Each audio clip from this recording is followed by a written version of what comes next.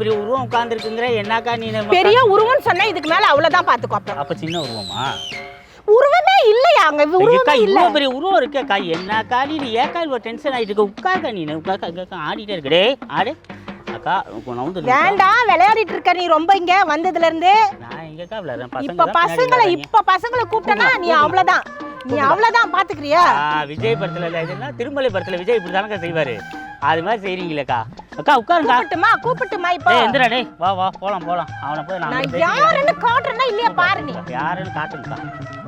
இங்க தானே இருந்தாங்க பசங்க. அங்க இருக்காங்க அக்கா. அங்க தெரியும். நல்ல நேரம் உனக்கு. ஆமாமா அங்க யாரு உங்க ஹஸ்பண்ட் தெரியுங்களா? யாரு தெரியுங்க? உனக்கு தேவையில்லாத விஷயம் எல்லாம் நீ பேசிக்கிட்டு இருக்க. வந்த வேலையை பாத்துக்கிட்டு போய் நீ உட்கார.